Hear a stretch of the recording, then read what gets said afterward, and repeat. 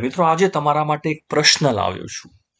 એ પ્રશ્નનો જવાબ જે એક વ્યક્તિએ આપ્યો છે, તમારે એ જવાબ સમજવાનો છે. પ્રશ્ન શું છે કે ઇન્ડિયન પેરેન્ટ્સ એટલે કે ભારતના જેટલા પણ માતા પિતા છે, Indian parents, how do Indian parents react to daughters male friends. તો અહીંયા કોઈએ સવાલ પૂછ્યો છે ઇન્ટરનેટ ઉપર કે ભારતીય માતા પિતા જે હોય છે, ઇન્ડિયન પેરેન્ટ્સ, રિએક્ટ, એ કેવી રીતે રિએક્ટ કરતા હોય છે, એમનું વર્તન કેવું હોય છે, કોના માટે? React to daughters male friends. Daughter's mail friend એટલે કે જે પુત્રી હોય છે એ પુત્રીના મેલ ફ્રેન્ડ્સ, જો કોઈ એના પુરુષ મિત્રો હોય, ધારો કે કોલેજમાં ભણે છે કે 11-12 ધોરણ, એમ કોઈ પણ ધોરણમાં જો એનો મિત્ર પુરુષ હોય તો એ લોકોનું વર્તન કેવું હોય છે? મિત્રો, આના માટે કોઈએ જવાબ ઇંગ્લિશમાં આપેલો છે અને જેને જવાબ આપ્યો છે એનું નામ છે રોમા સિન્હા ફ્રોમ જયપુર. તો આપણે આ જવાબને સમજવાનો પ્રયત્ન કરીશું કે ઇંગ્લિશમાં આ જવાબ કઈ રીતે આપેલો છે, અને ઇન્ટરનેટ પર લોકોએ આ જવાબને પસંદ પણ કર્યો છે. તો આ જવાબ આપણે સમજીએ છીએ. સૌથી પહેલા સીન વન એટલે કે પહેલું દ્રશ્ય એને સમજાવી છે કે રોમા સિન્હા જ્યારે ભારતમાં ભણતી હતી ત્યારે બે અલગ અલગ ઘટનાઓ બની છે. પહેલી ઘટના છે સીન વન. ઇંગ્લિશમાં આપણે સમજવાનો પ્રયત્ન કરીશું. તો મિત્રો, ઘટના એ છે, હવે સમજો એને, પરિસ્થિતિને સમજો, શું લખેલું છે એ સમજવાનો પ્રયત્ન આપણે કરીશું. તો પહેલું વાક્ય તમે વાંચી શકો છો અહીંયા. એક જ મિનિટ, હું બ્લેક પેન લઈને લાલ પેન લઈ લઈએ. ચલો, પહેલું વાક્ય શું છે? My phone was lying on the bed. My phone was lying on the bed. આ વર્ણન કરી રહી છે કે મારો ફોન છે એ ક્યાં પડી રહ્યો છે? આપણે બેડ, પથારીમાં મારો ફોન જે છે એ પડી રહ્યો છે. While I was having my dinner. હું જ્યારે જમવાનું જમતી હતી, બરાબર છે, જમવાનું. While I was having my dinner, હું જમતી હતી એ વખતે મારો ફોન પથારી પર પડ્યો હતો અને શું કર્યું? ફોન જે છે, બરાબર છે, એ વખતે અવાજ શું આવ્યો? ટડાંગ ટડાંગ. મતલબ કે મારો ફોન જે છે એમાં રિંગ વાગી, એવો અર્થ થાય છે. ટ્રિંગ ટ્રિંગ આપણે લખીએ છીએ. A text from Nakul. Text from Nakul એટલે કે નકુલનો મેસેજ આવ્યો હતો. નેમ ચેન્જડ એટલે કે એનું નામ અહીંયા બદલેલું છે, સાચું નામ નથી લખ્યું, ખાલી વાત સમજાવવા માટે. અ ટેક્સ્ટ ફ્રોમ નકુલનો મેસેજ આવ્યો છે. ચલો, એના પછી શું થાય છે આગળ? ઇંગ્લિશ સમજવાનો પ્રયત્ન કરો. જો નકુલે શું મેસેજ મોકલ્યો છે? હિન્દીમાં છે, ઇંગ્લિશમાં પણ લખેલું છે. યાર નોટ્સ ભેજના જલ્દી. યાર નોટ્સ ભેજના જલ્દી મતલબ કે ફટાફટ મને નોટ્સ જે છે ક્લાસની એ નોટ્સ મોકલને. ઇંગ્લિશમાં પણ લખ્યું છે સેન્ડ મી ધ નોટ્સ, બરાબર છે. સેન્ડ મી ધી નોટ્સ, મને તું ફટાફટ નોટ્સ જે છે એના ફોટોગ્રાફ મોકલ. ક્લાસમાં શું કરાયું છે આજે? હવે આગળ શું છે વાતમાં સમજીએ. હવે ડેડ રેઝિંગ હિઝ આઈબ્રોઝ એટલે પપ્પાએ મેસેજ જોયો હશે. ડેડ રેઝિંગ હિઝ આઈબ્રોઝ, એટલે એમની આંખોના ભવા જે છે, બરાબર છે, એ ઉપર ચડાવ્યા. આપણે જ્યારે કોઈ વસ્તુ પર આપણને ના ગમે ને ત્યારે આપણે આંખો ઉપર ચડાવીએ છીએ કે આ કોણ છે? આંખોના જે ઉપર ભવા છે. ડેડ રેઝિંગ હિઝ આઈબ્રોઝ, શું કહે છે? એટલે એના પપ્પાએ જોયો હશે મેસેજ. કોણ હે યે? હવે જો આ હિન્દીમાં લખેલું છે, ઉપર જે છે આ ઉપરનો ભાગ હિન્દીમાં છે અને નીચે ઇંગ્લિશ પણ લખેલું છે. એટલે પહેલા આપણે ઇંગ્લિશમાં સમજી લઈએ, જેવી તમારી ઈચ્છા હોય સમજવાનો પ્રયત્ન બંને કરીએ. Who is this Nakul? Who is this Nakul? આ નકુલ કોણ છે? How do you know him? How do you know him? તું એને ઓળખે છે ક્યાંથી? કઈ રીતે ઓળખે છે?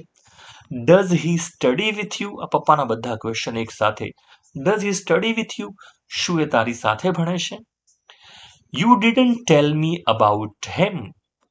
You didn't tell me about him, તે મને કદી એના વિશે વાત નથી કરી. એજ, એની ઉંમર શું છે? વેજીટેરિયન ઓર નોન વેજીટેરિયન? એ વેજીટેરિયન છે, શાકાહારી છે, કે નોન વેજીટેરિયન, શાકાહારી નથી, બરાબર છે. Is he a guys only? Is he a guys only? ઘણા પપ્પાઓ પ્રશ્ન પણ પૂછે છે કે છોકરો જ છે ને, કે એવું તો નથી કે કોઈ છોકરી છે અને તમે મોબાઈલમાં નામ બદલેલું છે, એવું કંઈ હોય તો મને કહી દેજો. આટલા બધા ક્વેશ્ચન એક સાથે પપ્પાએ પૂછી નાખ્યા. ઉપર હિન્દીમાં પણ લખ્યું છે, વાંચી શકો છો. બરાબર છે. ચલો આગળ સમજીએ. નેક્સ્ટ, વાતચીત સમજવી જરૂરી છે ઇંગ્લિશમાં. મી સ્વેટિંગ. મી સ્વેટિંગ એટલે કે મારો, એટલે કે જે છોકરી છે એની વાત છે કે મી સ્વેટિંગ, મને અચાનક પરસેવો આવી ગયો આટલા બધા સવાલ સાંભળીને. વો ડેડ ચિલ. પપ્પા થોડી શાંતિ રાખો. Whoa dad chill. He is of course a guy. He is of course a guy. હા, he is of course a guy. હા, એ ખરેખર બચ્ચો, હા 100% છોકરો જ છે. એન્ડ વી સ્ટડી ટુગેધર, અને અમે સાથે ભણીએ છીએ. He only wanted the notes. He only wanted the notes. એને ખાલી નોટ્સ જ જોઈએ છે, બીજું કશું નથી. એને ખાલી નોટ્સ જોઈએ છે.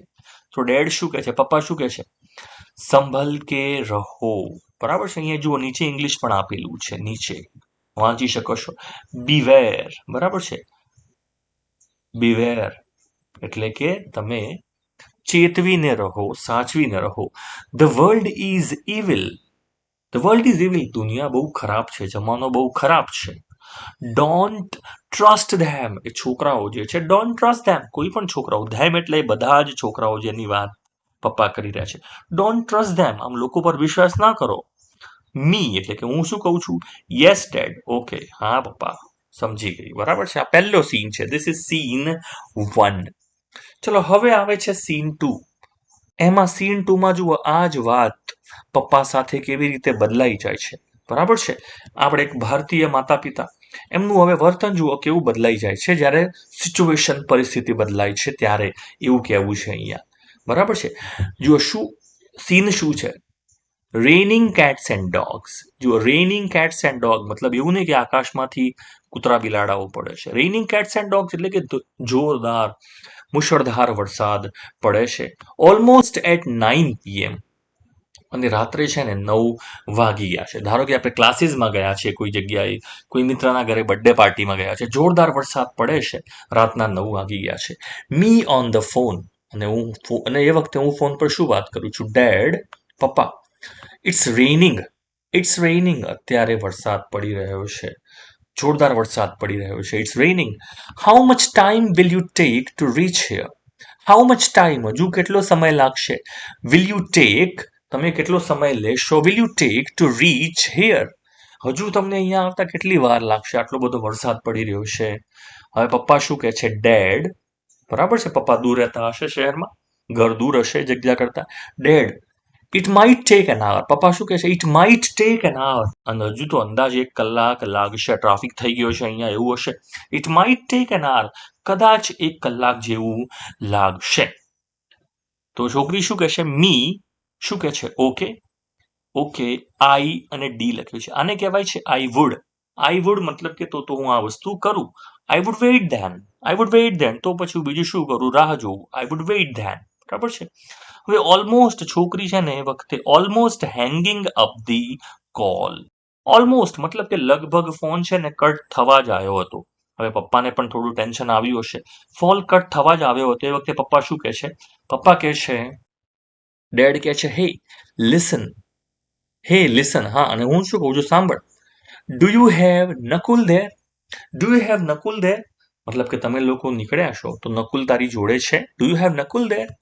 ઇફ યસ, જો નકુલ તારી જોડે હોય. ઇફ યસ, જો હા, ગીવ હિમ ધ ફોન, તો તું એને થોડી વાર ફોન આપને. એટલે મી એ શું કહે છે? છોકરી કહે છે, યસ ડેડ, હા હું આપું છું. કન્ફ્યુઝડ. હવે છોકરી થોડી કન્ફ્યુઝ થઈ ગઈ કે પપ્પા નકુલને શું બોલશે અત્યારે. કન્ફ્યુઝડ, મૂંઝવણમાં છે. કન્ફ્યુઝડ, મૂંઝાયેલી હતી. I hand him over the phone. જુઓ, હેન્ડ ઓવર કરવું એટલે કોઈકને થોડી વાર માટે કંઈક આપવું. I hand him over the phone. મેં નકુલને ફોન આપ્યો. Dad to Nakul. હવે ડેડ ના પપ્પા નકુલને શું કહે છે? બેટા. બેટા. જુઓ, હવે શબ્દ કયો વાપર્યો છે એમને? બેટા શબ્દ વાપર્યો છે. બેટા, can you please stay there with. હવે જુઓ, અહીંયા રોમા નામ છે, પણ જે નામ છે નેહા છે, તો નેહા સમજીશું. બેટા, can you please stay there with Roma? બેટા તું ત્યાં રોમા જોડે, can you please stay there, તું એની જોડે રોકાઈશ થોડી વાર માટે? Can you please stay there, હું આવું ત્યાં સુધી. Till I reach you people. Till I reach you people, હું તમારા લોકો જોડે પહોંચું. ત્યાં સુધી નકુલ બેટા એની જોડે તું ત્યાં રોકાજે ને, જતો ના રહેતો. નકુલ કહે છે શ્યોર અંકલ, ચોક્કસ કાકા, ચોક્કસ અંકલ, મને વાંધો નથી, હું રોકાઈશ. બરાબર છે. તો આગળ કોલ ડિસ્કનેક્ટેડ એટલે હવે કોલ કટ કર્યો.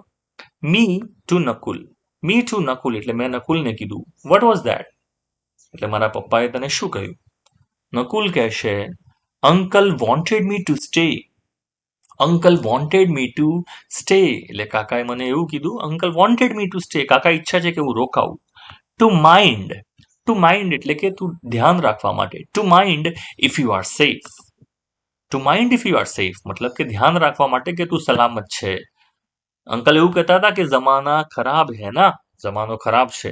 હી can't trust random people here. અહીંયા કોઈ પણ એરો ઘેરો વ્યક્તિ અહીંયા આજુબાજુ તારી ઊભો હોય ધારો કે, તો અંકલ એનો વિશ્વાસ તો ના કરી શકે. હી કાન્ટ ટ્રસ્ટ રેન્ડમ પીપલ એટલે એમને કીધું કે જમાનો ખરાબ છે. બરાબર છે. તો ધ વર્લ્ડ ઇઝ ઇવિલ એ જ વાક્ય નીચે ઇંગ્લિશમાં લખેલું છે. બરાબર છે. વાંચી લો અને આ જવાબ અને આ જે વાતચીત છે એ તમને કેવી લાગી ચોક્કસથી. કંઈ પણ કન્ફ્યુઝન હોય, ના ખબર પડી હોય ઇંગ્લિશમાં, મને ચોક્કસથી જણાવશો. અને હા, ચોક્કસથી આ વિડીયો તમને કેવો લાગ્યો, આ નવી રીત કેવી લાગે એ પણ મને ચોક્કસથી જણાવશો. Thanks for watching.